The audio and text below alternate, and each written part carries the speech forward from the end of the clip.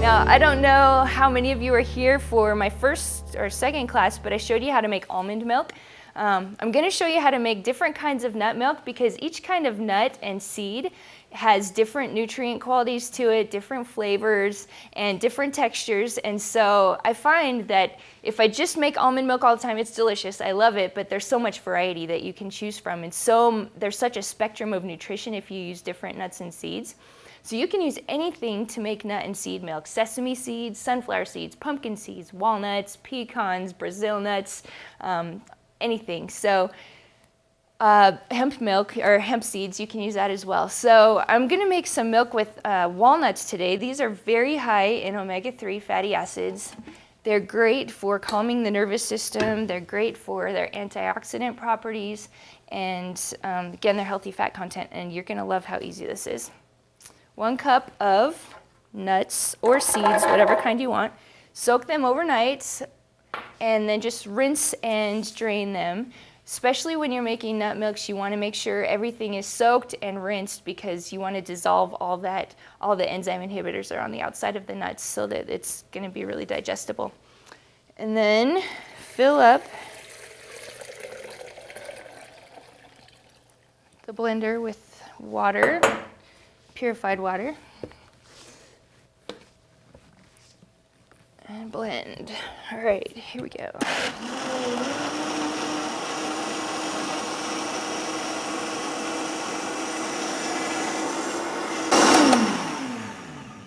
All right, now you want to blend it as you're watching in the Vitamix. You want to blend it until all the particulate is just very small and you can't see any particles floating around anymore. And then you know it's done. If you don't have a Vitamix, if you just have a regular blender, you'll probably have to leave it on a lot longer, so like 5 or more minutes. The Vitamix does it really fast. Now this is just a nut milk bag. Looks like a little pillowcase. You can buy these online, or I just made it. You get the unbleached muslin from the fabric store and you just sew it into a little square like a pillowcase. And what that does is it's just going to filter out all the particles, all the pulp from the nuts. And you can save the pulp to make cookies and granola bars and cereal and all sorts of stuff. So don't throw the pulp away.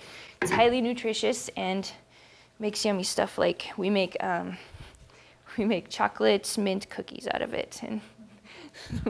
And when we run out of chocolate mint cookies, then we know we need to start making more nut milk so we can get more cookies. So all you do is just turn it and it just squeezes the milk out of there. And I don't know if you guys can see that, but it's beautiful. It's just white and creamy. And I love this stuff. Now, nut milk, you need to usually lasts for 3 or 4 days in the fridge.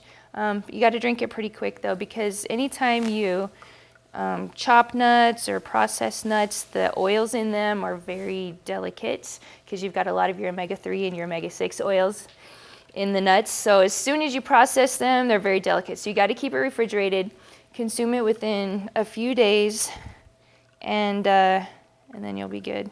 If it starts to smell funky, it's probably because the oils are going a little bit rancid and oxidizing, so just throw it out. Usually nut milk doesn't last long enough in our house though to go bad. So that's it. And then on the inside, just keep squeezing it until the nut pulp on the inside is completely dry. And then what I do is I just take the nut pulp and I put it in a Ziploc bag in the freezer, a double Ziploc bag. And then every time I make nut milk, I just keep adding to the bag and keep it frozen, because if you don't freeze it again, it'll go bad really quickly. And then as soon as the Ziploc bag, like the gallon Ziploc bag in the freezer is full of nut pulp, then I can make cereal or cookies or something like that out of it. And in the breakfast book, the healthy breakfast book and the healthy snack books, there's recipes for how to use your nut pulp with cookies and cereal and stuff. So that's pretty easy, right? And then what we're gonna do is pour it back in the blender. Now this tastes pretty good by itself, but it's just bland, and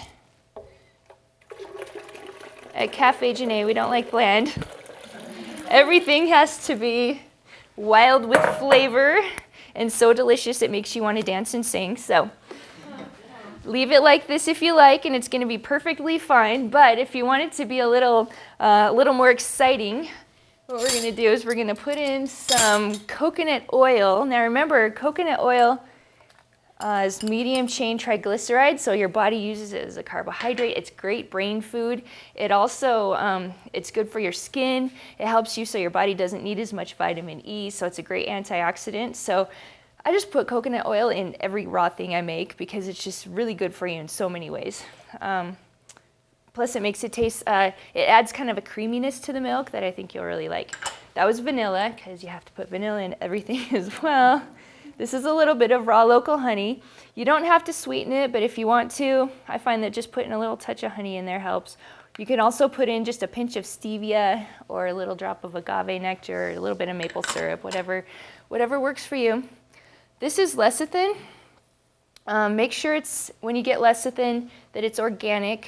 Lecithin is a soy product, and any soy product that's not organic is genetically modified. And also soy lecithin, what happens is when they press the oil out of the soybeans, the lecithin is what's left over. And it has, if it's not organic, all the pesticide residues are in the lecithin, very concentrated. So you want to make sure it's organic so that you're not getting all those pesticide residues concentrated in there. And what that does is it emulsifies it, because we've got the oil from the nuts and we've got the coconut oil and then you've got water, and it's just going to separate if you don't have an emulsifier in there to bind the fats and the waters together. So that's all it does. If you don't have lecithin, leave it out, no big deal. A little bit of salt. And that's it. Just have to blend this just on low, just to get everything mixed up.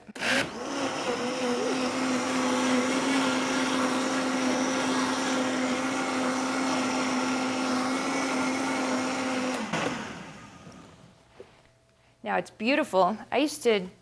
I'm a big cheese fan.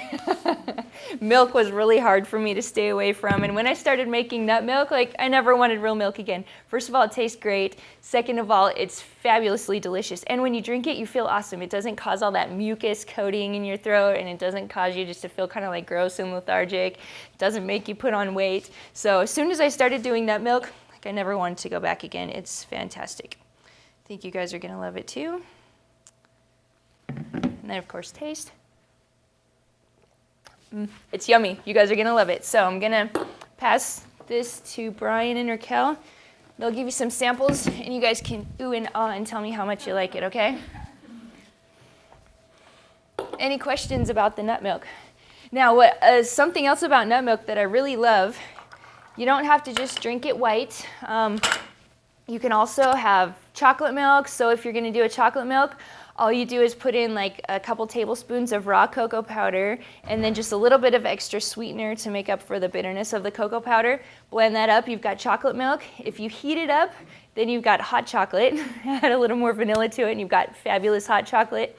If you add a little bit of fruit to it, like strawberries, you can have strawberry milk. So pretty much any of the Nestle's canned milks, you can make it with this. Strawberry milk, chocolate mints, like if you make the hot cocoa and put a couple drops of mint extract in it, it's really yummy. Hot chocolate, or chocolate mint beverage, or put a couple drops of hazelnut flavoring in there, really yummy, like hazelnut. You can also put almond flavoring in there, flavor it up however you like. So there's tons of variations to that really easy nut milk, and you can see it only took like, what, 5 minutes to make it, and so it's really simple. And that was kind of a small batch. If you have, if you go through it really quickly, it's just as easy to make a bigger batch. It takes just the same amount of time, and then you don't have to keep making it over and over again if you're going through it fast enough. All right.